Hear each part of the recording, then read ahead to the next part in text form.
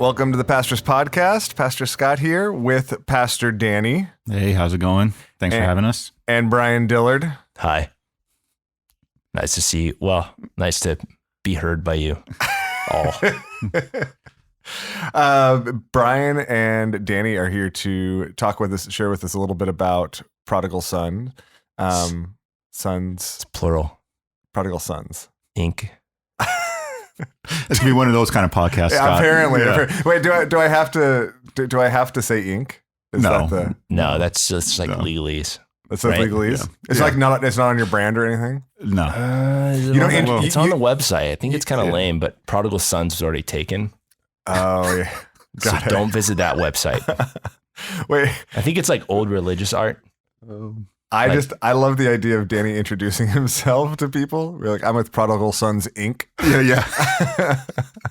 Inc. It's also like tattoos. Yeah. Which is fitting. Mm-hmm. That would have been cool. The K instead of the C. Yeah, except for the fact that they would have assumed you were a tattoo parlor. Yeah. Which is a great way to reach people. Yeah. It's always the side business right there, the side hustle. That's right. So we're kind of talking like people know what we're talking about. Yeah. That's true. They've turned it off. Yeah. That's right. They're like, I don't even know what this is. So I mean, obviously, the vast majority of our church family is familiar with Prodigal Sons, has been a part of the journey and what the Lord has been doing over the last couple of years. But for those that maybe are newer to Cornerstone, who are less familiar, will you just give us like a super brief explanation of what the ministry of Prodigal Sons is? Not a tattoo parlor. Yeah, it's not a tattoo parlor. So Prodigal Sons is a nonprofit ministry. I started the ministry back in 2013, and it became a nonprofit ministry in 2016. And basically 2013? I started as a ministry. Yeah. I was in high school still. That was 9 Oh years. my gosh, man, I feel old. I'm lying about high school. I was not in high You were school. junior I was high. going to say you wasn't in high school. I had a kid. I was going to say you had children then. at that point. Yeah. Which isn't mutually exclusive, but No, that's true. I just know that that's not your story. Right. Yeah. So 9 years ago. Yeah, we met at someone's apartment, and just a small group of us and talked about it and started doing ministry back then. But then I think under Scott, your encouragement, Matt's encouragement, you said you should be freed up to do this. So I started as a nonprofit, kind of missionary style. And it became an organization, a nonprofit organization. And basically the heart behind it, the purpose behind it has always been to reach gang members throughout our city, starting within our own local context, but also do that through the context of the local church. And so basically, as I've seen throughout my lifetime, at least, I've always heard about like intervention programs and all these things that are like kind of on the front lines of sort of, you want to say, tackling this issue. But I didn't always hear about a lot of churches doing it. And it felt like there was like this big gap. At least a lot of the churches I've been familiar with, there's always been this big gap. And the heart that I had to see these guys reached because of all that they've gone through, and to see the church be the ones that are more on the front lines, is a lot of the heartbeat for like why I wanted to start this.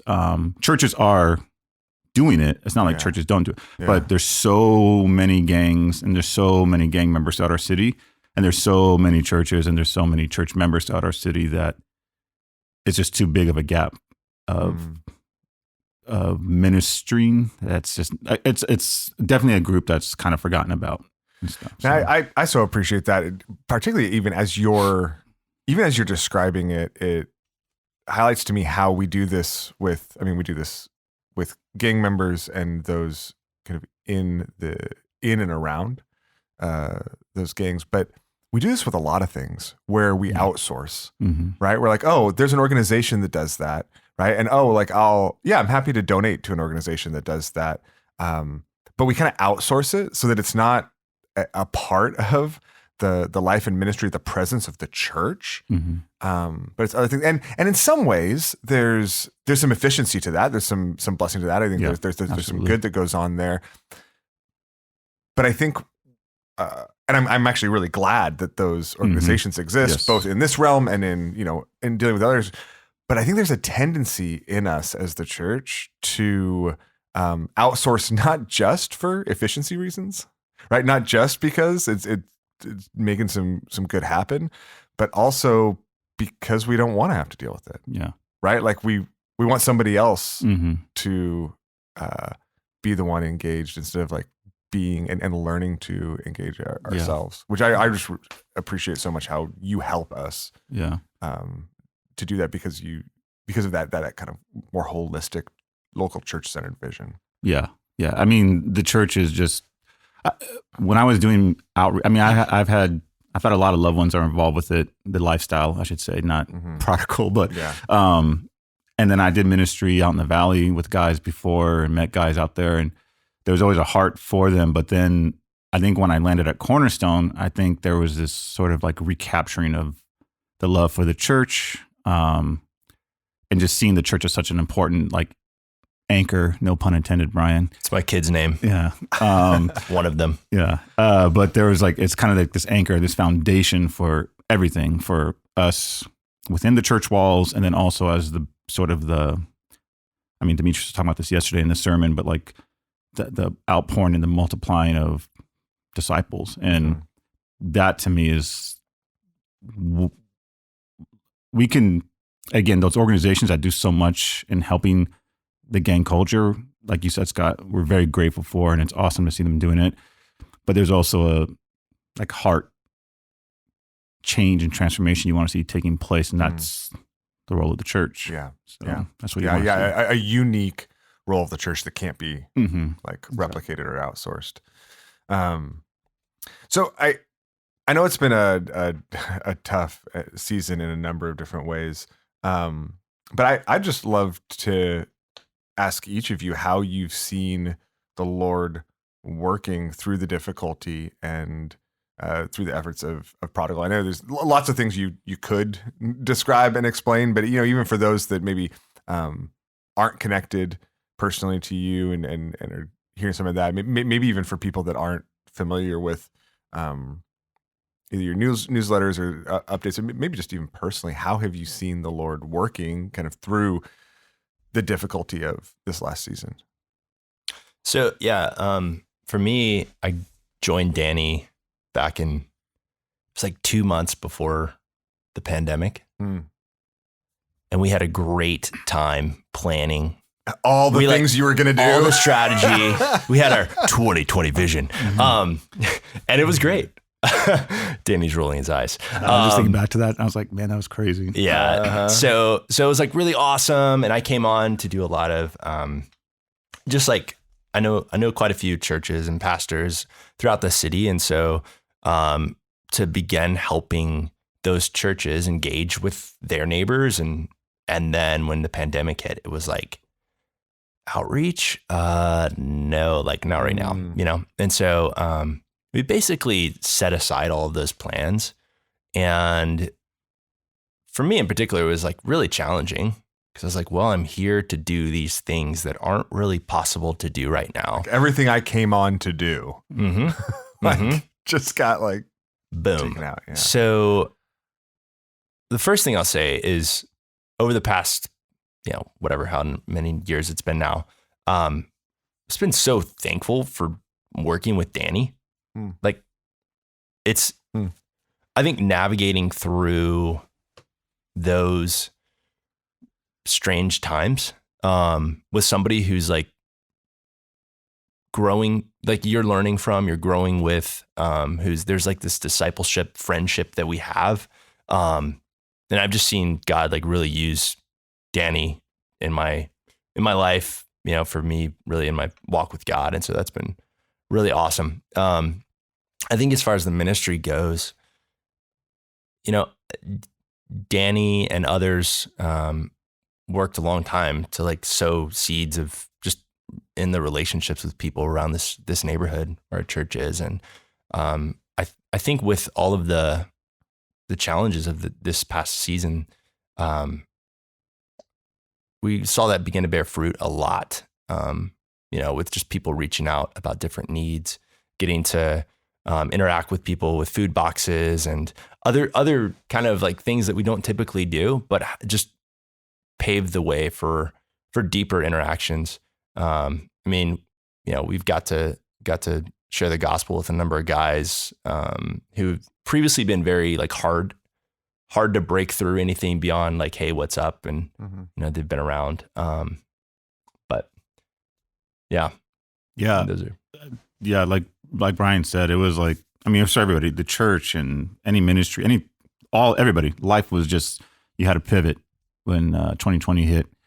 And we had to, like Brian said, start from scratch and kind of just rethink like, what can we do? And we did food boxes. That was one of the big things that was able to just connect and reach out to people and meet people and develop a little bit of a deeper context. And I'd say one of the big blessings even with that, but also even beyond the food boxes at times, has been just seeing the church's willingness to like just dive in to support those things. Like I used to live at the Mission House. I know if you're not familiar with the Mission House, you won't know exactly what I'm talking about, but it's a house right next to the church. I was living there right when the pandemic started, and literally from the front door to the back door was just full of groceries from everybody from the church who donated groceries. Like, and just seeing like that blessing in that hard time, like it was just like, man, the churches, they're willing to do this. They're donating money so we can get groceries.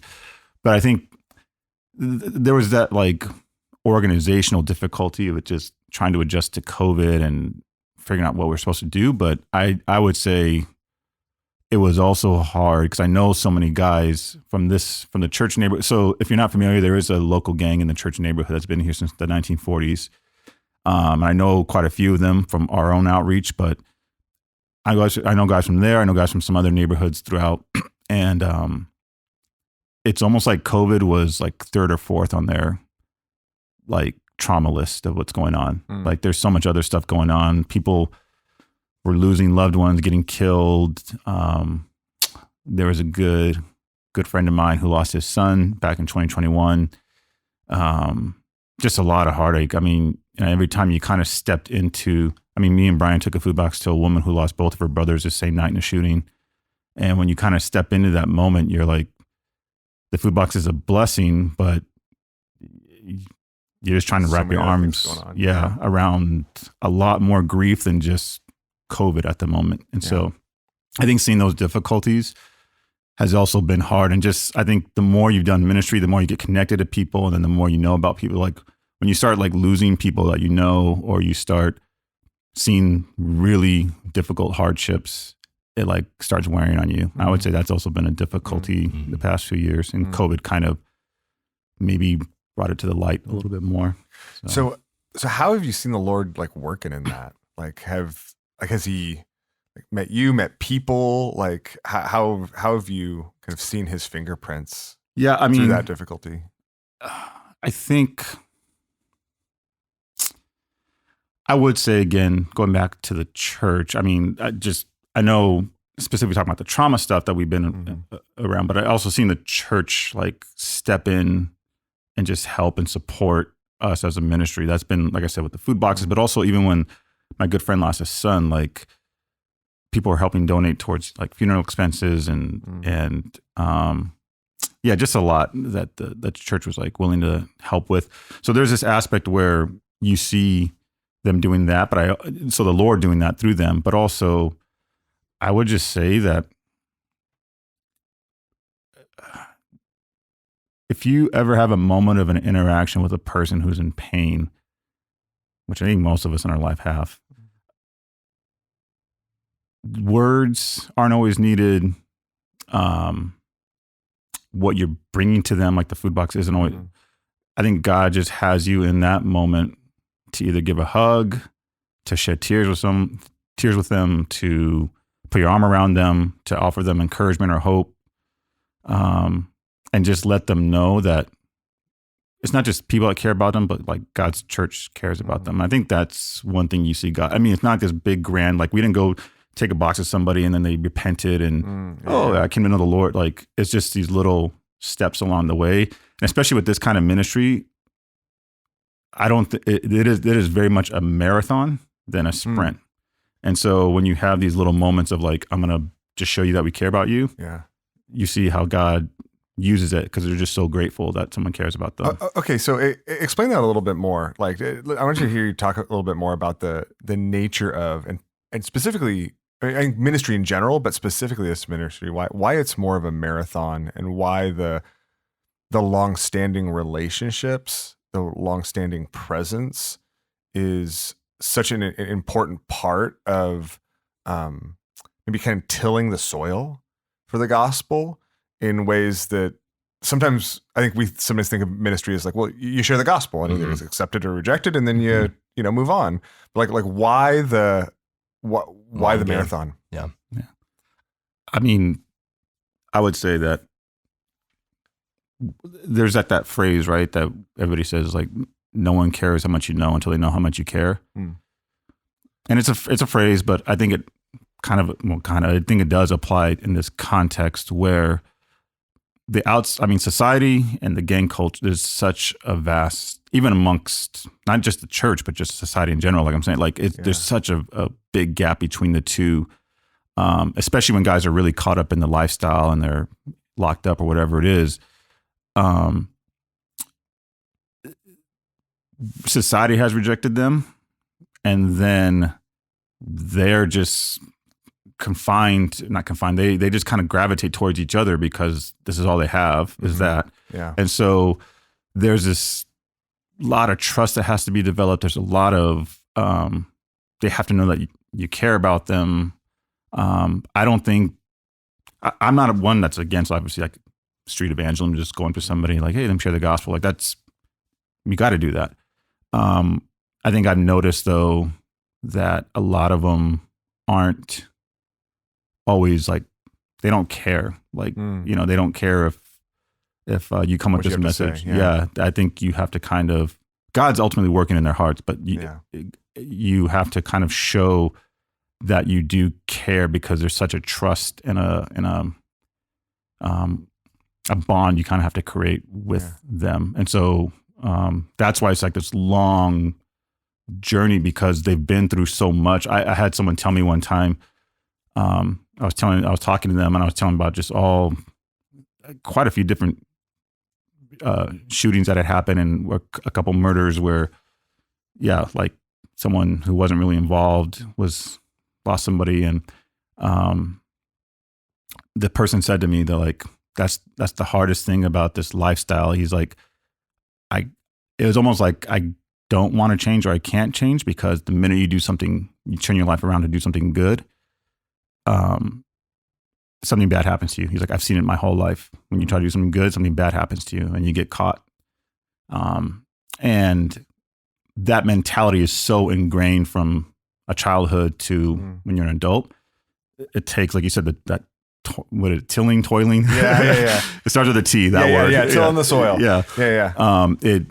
You're having to unpack not just their own comfort amongst each other, but all the trauma and this pain and the suffering and the sinful lifestyle, all that you're having to just like break through a piece at a time. Yeah, I so appreciate that. Well, I think that's where, as a church, kind of like being people who love these particular neighbors is really key, because if it's just Danny or if it's just some ministry, it's like, there's not that longevity. But I think as a church, as we can make those small deposits over time, there's this trust in not just like this one guy or whatever, but in our church. Yeah, and I think also it's like, I was just thinking about when you said they've been here, like the local gang has been here since the 40s. I'm like, how many people do I know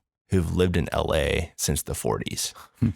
And I think we're talking about people who've, whether they were born, whether they're 16 or whether they're 60, like they're part of something that's a very closed culture that has a lot of history, and they've seen the city change a lot. And typically they've been not on the winning side of that. Right. And so, there's so much history there. And I think with that, there's a lot of mistrust of anybody who's who looks like me, if anybody who's just right, like is here. And probably with the church that was here in the 40s. Totally. Right. And in the 80 years since, and all that history did not have relationships, right? Did not have bridges.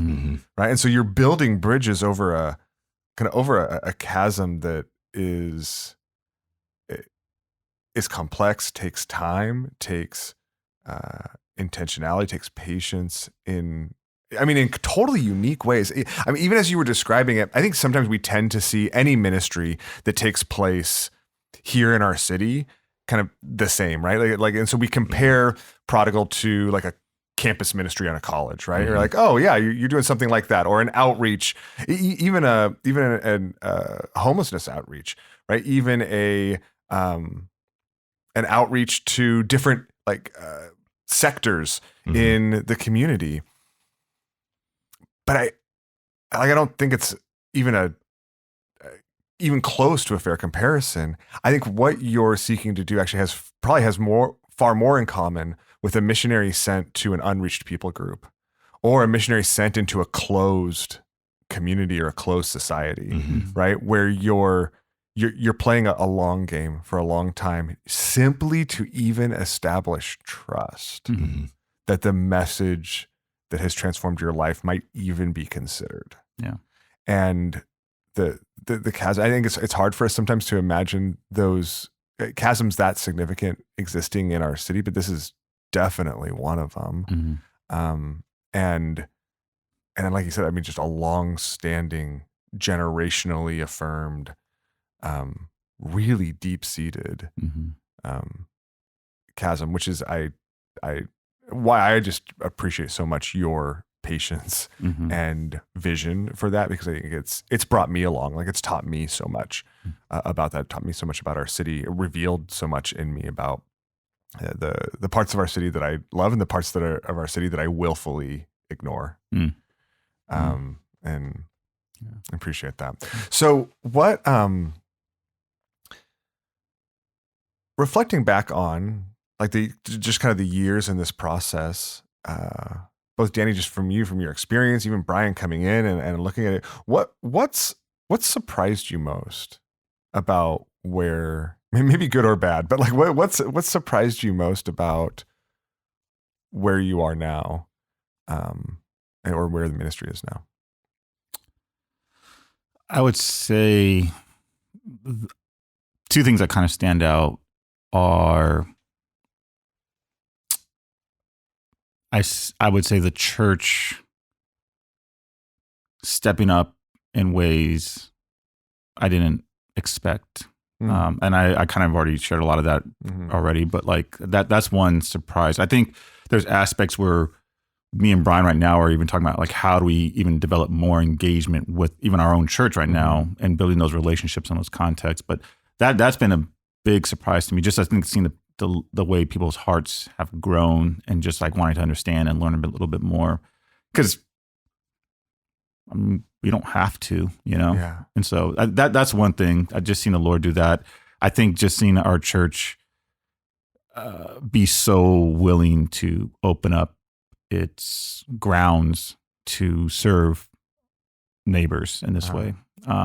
So that was a surprise, because I think even a few years ago I'd be like not, you or Jim or Val, I'd be like, is it okay if we do a car wash? Like, just nervous because I'm not sure if they're going to give a thumbs up. And it was always like, do it, go, And so I think seeing that, I think also no one gets to see these interactions, but it always means something to me, is seeing how grateful all the homeboys and their families are that we open our doors and allow them to come in, do car washes, do the car show, play basketball, seeing their gratitude, and just their respect. Most of them, their respect for the campus. Like, we had a car wash a few weeks back, and one of my friends, they knew we had Sunday service the next morning, and he's like, I want to make sure this is perfect for you guys' Sunday service. And he, like, I don't know how many times he went around the whole campus, like just trying to clean up and straighten up everything. And I think just they're so like, man, thank you so much. Like, I think I kind of hear this story in my head of like, no one does this for us. And I think that it always surprises me when I'm like, man, they're so grateful and they're so thankful, you know? Correct me if I'm wrong, but it also like, it almost feels like they have like a sense of ownership of the community. And so to be like invited into like a part of the community like this, like that sense of ownership seems to like even extend here. Yeah. You know, once that barrier's been broken of like, of like, oh, it's like, is it okay for me to be here? Yeah. Right? Like we got to co-host basically a car show a number of months ago that, I mean, many people joined, and it's like, it really was like co-hosting it with the local neighborhood. And like, they owned it. They invited people, vendors that they know. And like, I mean, you know, talk about surprising. It's like, you get to be alongside them in putting on an event for the community. And I just thought it was a really cool thing to be a part of. For me. And I've worked in other ministry contexts, like in university contexts. And so kind of coming into that, it's just like, wow, like that's cool. It's a different dynamic. I would also say and I mean, Brian's heard a lot from what I've told him, but over the years, I would say what's surprises me a little bit still, I don't want to like harp on it too much, but like how much pain and trauma a lot of them have gone through. I think just in society in general, we just, when you slap a label on something, that's the lens we see it through. We just, you know, homeless is like this, and, you know, business people are like this, and, you know, and once you have that label, you just kind of look at it through that label. The label of a gang member. Yeah. Like, you know, and seeing all the pain and trauma they go through, but it's buried deep down. Like, it's not let out. Like, it's not just about their time in the streets. It's like their whole life of like having to go through so much. I think I knew about it, but the more and more you meet people, it's just everybody has a similar story. And it's just like, I'm like, man, like there's just so much pain. And it's not that something they want to talk about, but it still surprises me. That's probably like a side thing, but yeah.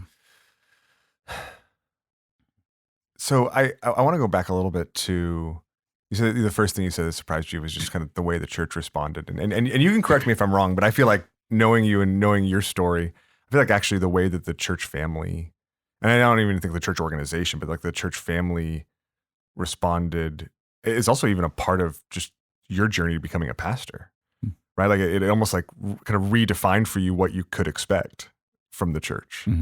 And in that also kind of gave a context where like, oh wait, not only is like this ministry, do they share this heart for this ministry, but like you were they both shared your heart and were led by you in a way that established kind of the trajectory of you becoming a pastor. I mean, is that great? Am I reading too much into that, or was that?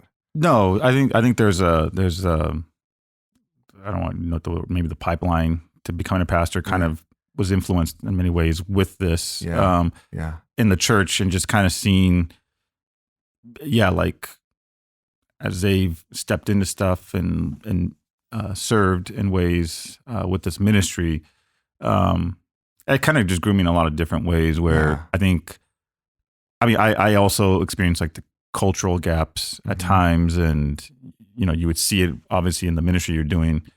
And I think I had to grow a lot in terms of like, what you're doing Prodigal, you're like, okay, we want the church to be involved, but like, you got to like be willing to take them on that journey of like crossing over that bridge. And for myself, I had to look at like the gap that's kind of holding me back from like, oh, do I want to be a pastor? And like, if I want the church to do it, like I had to be willing to do that too. I don't know if that's making sense, but absolutely does. That was one thing. And I think also just, I think having a heart, like that shepherding heart for the homeboys, I just saw it. I've had it, but I think I started seeing it more when I thought about the church too. Mhm. And so they kind of went hand in hand a lot, where it's just like, man, like I love the people here, and it's just, I care about this. And I want to see this growing, and I want to see this person growing, and they just kind of went hand in hand. And I think again, that cultural gap was one thing I really had to kind of like break through and wrestle through. But yeah. I mean, I feel like that's something I had the privilege of getting to see just in parts. And so anyways, I don't think that's something that most people get to see or like know. And so I wanted you to share just a little bit of like how the Lord orchestrated both this ministry, your calling, your various callings in a number of different ways. So now though, you're going to be a part of the church, the new church, Shalom Bible Church in Jefferson Park. And we're sending you guys out in just a couple months at this point. What does that mean for Prodigal? Like how does that affect, how does your involvement, but in a sense, like leaving Cornerstone West LA, investing in this church plant, like what does that mean for the kind of the future, the direction of Prodigal? How are you thinking about that? I'll let Brian kind of share. We have like some new vision and goal ideas. I'll let him get into that here in momentarily. Danny's all, I'm out. Brian, Here you go, Brian. So yeah, the transition, it's not necessarily that now I'm like cut ties. I'm still going to be involved in a sense with Cornerstone, but in a different capacity in terms of like bringing them along and developing the relationships with the guys in this area on this side of town. That might take time because again, there's still a big gap to cross and stuff. But I mean, that's the thing. These guys are like also friends to me, these guys. So those relationships don't just get dropped either. Like I'm going to have those for a lifetime. But I think right now, as I go over to the South LA Jefferson Park area, it's just going to be a lot of trying to really help the Cornerstone, at least get a group of people or maybe a couple of individuals just to start building those relationships and having those connections where it's not just Danny's the guy. It's there's other people. It's Cornerstone. And I always try to do that with the guys when they're here. I'm just like, I'm trying to always say like the church is willing to do this, and I want them to know that's the church. And so now I think it's just trying to bridge the two together, where it's like, all right, there's more faces, there's more familiarity with other people that also do care about you guys, and so trying to develop that, and then also as an organization that wants to see like multiple neighborhoods reached, we'll see what God opens up over there in that area. I mean, over here on the west side, I mean, we have gangs through different parts, but they're kind of more like neighborhood. They got maybe little bigger chunks of territory, and it's more neighborhood. Over there, it can be like a major intersection is the dividing line between 4 different gangs. And so you got to kind of like know, oh, if we're involved with this neighborhood, like what does this mean for these other areas where we're at and stuff? And just want to see what doors God opens up over there. And it's also different because it's not like over here, it's primarily Latino gangs. And so I've had a lot of my experience working with that Latino gangs, it's just that's the way God opened up the doors. Over there, it's a lot of Latino and Black gangs. There's some Black gangs over here, but also seeing how God does that with a gang of a different ethnicity. We'll see, It's just a lot to see what God does. And I don't know, Brian can share some of the new vision stuff on what this is going to look like. Yeah. I mean, I think so kind of zooming out for a minute. Yeah. Part of our approach and desire is to see just relationships being built from churches throughout the city with their local gang. The privilege we have in West LA as a church is that Danny's been doing that, and many people have been involved in various aspects of that for years. And so I think as he leaves, there are people to continue getting to know. And I mean, I think there's just so many people that come to mind. To continue those relationships. Yeah. And continue probably the ongoing building of those bridges, right? It's not like, oh, the bridge is done now, we can just kind of walk back and forth over it, but just the ongoing. Yeah. So I think like as far as West LA, Prodigal's involvement here will continue in a very like an equipping Yeah. role. Yeah. Just trying to help our church, really help my church as I stay, like continue to grow a heart of compassion. And one of the stories we talk about sometimes is, when Jesus goes to the woman at the well in Samaria, and it's like this weird little part where he deviates from the journey, and you open the study Bible and it's like, oh, why did he go to Samaria? That doesn't make any sense. But like he does this inconvenient route, interacts with this very marginalized lady at a weird time of day. And like, I think for us, in West LA, I'll speak for me. Like, I mean, I'm busy, like I have a lot of kids, work, all the things. And the idea of taking on, pursuing, building relationships with people who are in a closed culture, it's kind of overwhelming. If you think it's like, there's other things I'll focus on instead. And yet I think like the blessing is like we get to be a part of seeing God at work in those contexts, getting to step in, following Christ in the inconvenience of that. And again, there's some really practical opportunities that I think our church has to continue to take a part in for engagement and seeing God work in those contexts of those relationships with our gang neighbors. So, yeah. And it's kind of, even as we've had to face this transition, it's made us think through what does this look like more broadly. And I think Brian mentioned me being like this point person, and I think, or bridge person, whatever you want to say, like, I think we realized with the ministry, that's the kind of this new sort of like direction we want to go with it, in terms of like trying to identify, raise people up to be these kind of bridge people, whether it's here or whether it's other churches.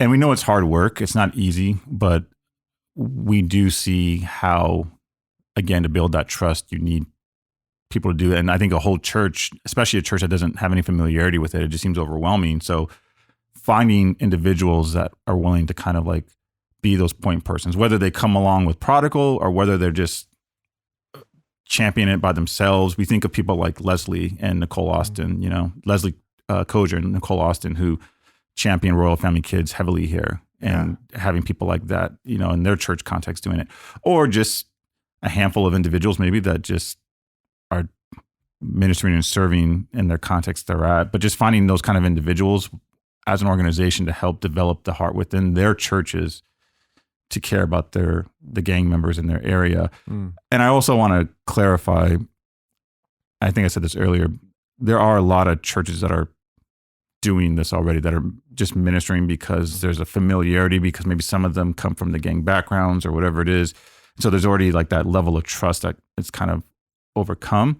I think we're looking at it a lot through the focus of like churches like Cornerstone, churches that are like maybe in the suburbs where there's still gangs out there, just churches that don't have that familiarity or connection with their immediate local area, and just trying to focus on those churches, because there's so many churches, again, that are in these areas that aren't connected. And so we want to find people, like Demetrius talked about yesterday with the multiplication. Like we want to see multiplication of this. This disciple making. No, and I mean, that's what makes it so exciting to me, because in one sense you could look at it and be like, well, wait, this doesn't make sense, right? Like, no, we got to like keep finishing. Like, you got to stay here to do this. But by multiplying, we both continue to multiply, but we also, it creates that natural tension for the church to take the next step in being what it's supposed to be, right? So that we don't just move from like outsourcing ministry to people to like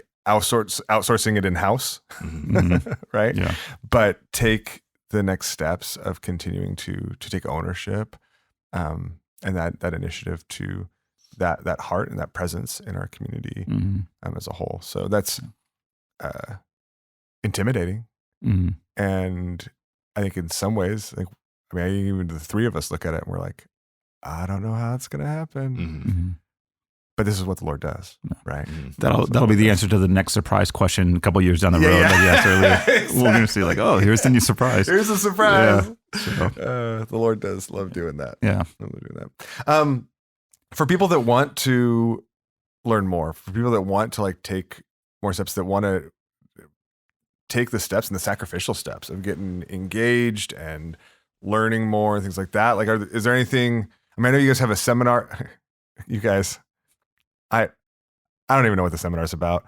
Like, I'm like, I know there's a seminar coming up. I'm like, I don't even know this is what this is for. Yeah. I love you guys, and we're working on all this together. But I can't keep everything in my head. Yeah. So there was a lot of announcements yesterday. there were a lot of Yeah. four of them. Like, is that a good starting place? Like, where would you encourage people? What's coming up? What's going on? Yes. Okay, That is okay. a great starting place. It is. Okay, what is it? it? A seminar. Yeah. It is a seminar called Loving Our Gang Neighbors on March 13th, 2 p.m.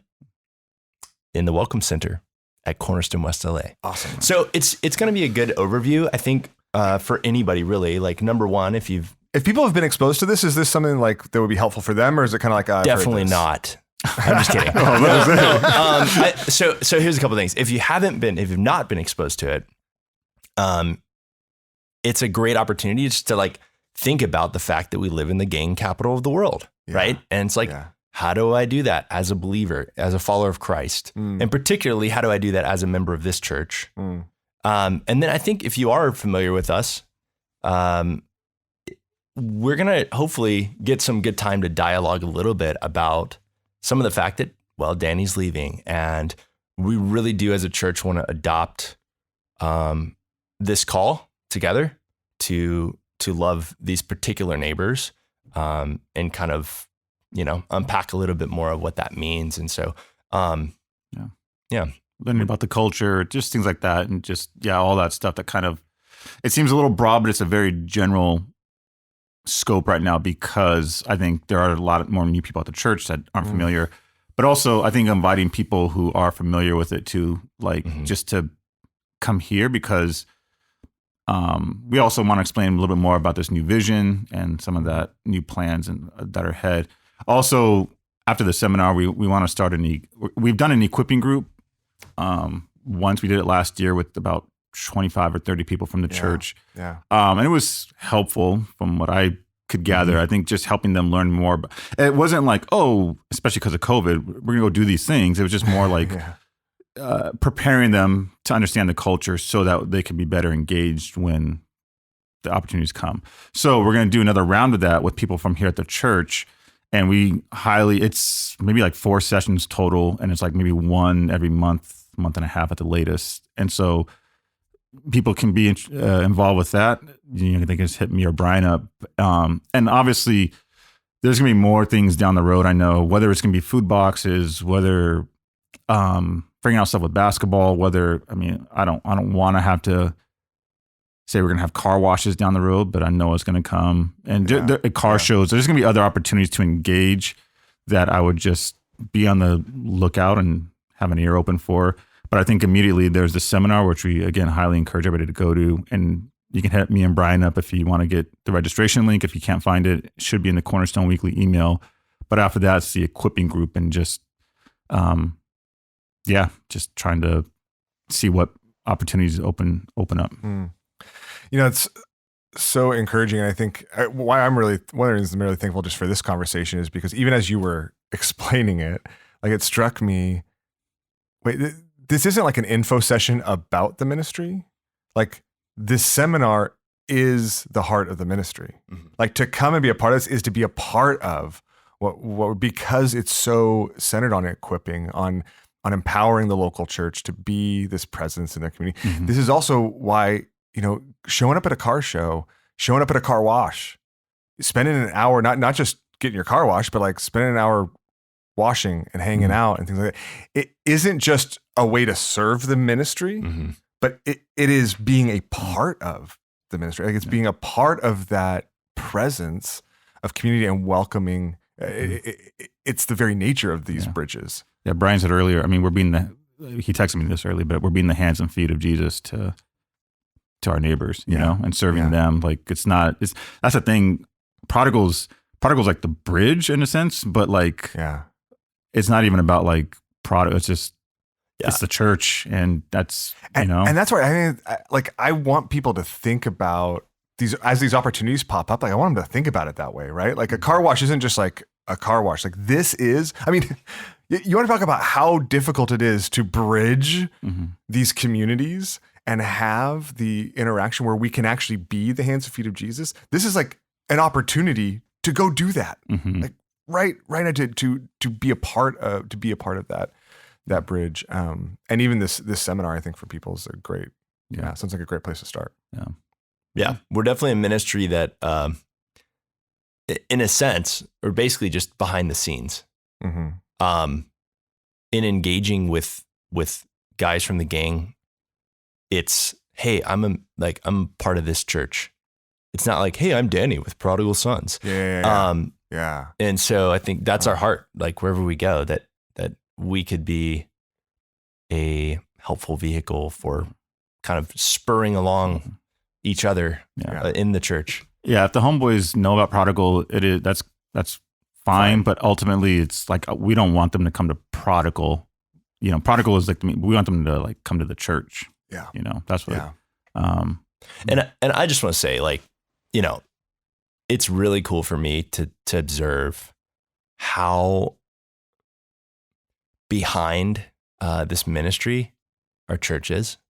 I even just think in the formation of it, like how it was a recognition of God at work in Danny's heart, that prompted, you know, you guys to say, hey, you should do this.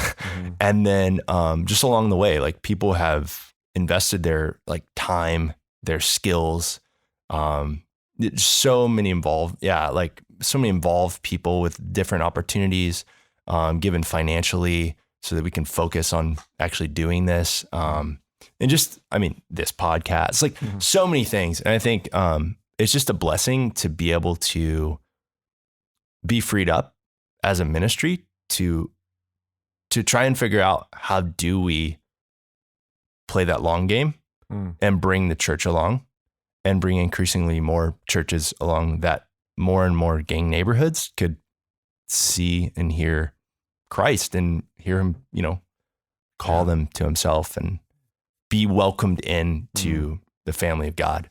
Cause that's what it's all about, right? Yeah.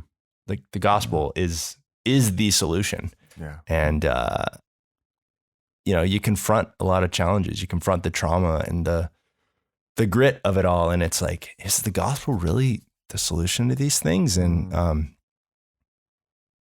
yes. Yeah. Yes. Well, as we wrap up, how can the church family be praying for you guys, and for Prodigal? I would say, first, just praying for, I mean, you guys might not know who these specific individuals are, or even who the neighborhoods are, but praying for the gang neighbors locally within our own context. You know, I mean, we got gangs in Venice, we got gangs here in West LA, we got gangs in Palms, Culver City, Santa Monica. I mean, just praying for the gang in those communities, but also praying for the gangs and the gang members throughout our city, like really praying specifically even for the individuals. Like, I'm not saying call by name, but just even praying, God, for these individuals, you know, blank, yada, yada, whatever your prayer is, because there is just a lot of trauma and a lot of pain and suffering, and there's just hope that needs to be going out. So first and foremost, praying for them. I would say praying for us as we continue to, I think the main thing is that there would just be more connections made, and that the Lord will somehow develop that those point people, and just that people's hearts would be changed within the church to like care about this. I'm not talking about just about Cornerstone, but just broadly the church in general, to care about this facet in our society that gets overlooked a lot. And so just praying for me and Brian to have that wisdom, and that God will open the doors down the road, and that even here at Cornerstone, that more doors and opportunities will open up. You know, I think that's a hard thing.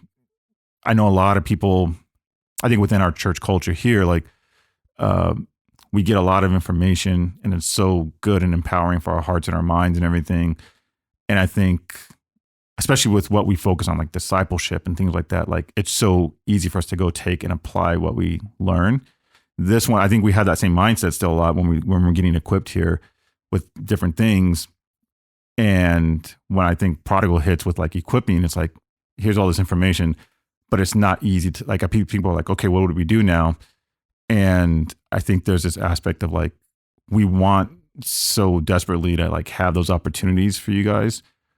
It's just the culture itself though is like the gang culture. It's so, like Brian says, closed off, and just knowing that we want to see you guys just develop that heart more and more, and not just, okay, I got information.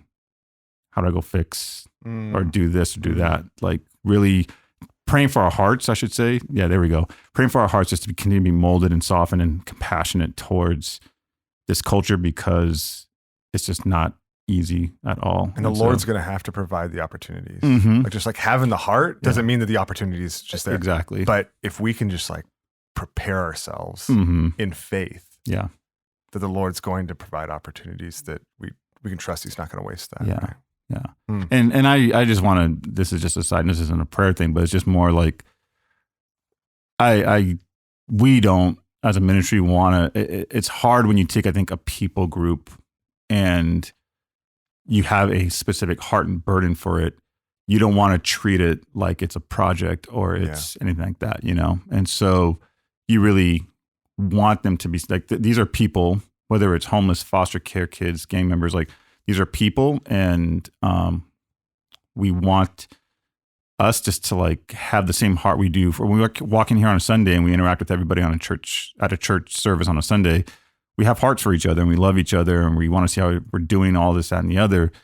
And I think it's just the same mentality of like having that same kind of heart for specific people groups that maybe we don't always, again, think about. I just want to say with the church here at Cornerstone, I think the way we have really championed and come alongside with the foster care, like that's just such an encouragement. I think even as you look as a ministry, you're not like trying to like, okay, what are they doing that we can do that? But I think that's what we want to see. It's just the way our church has championed that. Like we want to see that here. We want to see that other places with gang members. Yeah. And it's just been an encouragement to see how Cornerstone's just really gotten behind it. And I'm grateful for all the families that are doing that work. Leslie, Nicole, Royal family. I mean, that's been a huge blessing, just as a side note. Shout out to you guys. Wow. Yeah. I just want to reiterate that our heart is to be helpful for people's growth in Christ, in particular in being compassionate, just people who love people in our city. And so, please reach out, please grab us on a Sunday. Our email, we made a very easy email, connect@prodigalsonsinc.org. With a C, not a K. That's right. That's right. Just so that, just reach out. We'd love to just talk. I mean, I remember my first conversation really with Danny was after he did like a little announcement about Prodigal. And I was like, hey, I'm new to the city. There's a lot of gangs. Can you help me understand this? And that began a long time friendship. But anyway, we love you guys and pumped to be with you here in this crazy city we live in. Amen. Well, thank you guys. Thanks so much for the time. Thanks for your faithfulness and for the ways that it just continues to lead all of us. So as Brian said, we do love you guys. It's true. Yeah, we love you. Thanks for listening. And get involved. We can't encourage you enough to attend the seminar, connect with Danny and Brian. I mean, just continue to be learning. Let's continue to stoke our hearts in this direction together as a church family, and see what surprises the Lord has in store. So, thanks for listening. We love you. We'll see you on Sunday.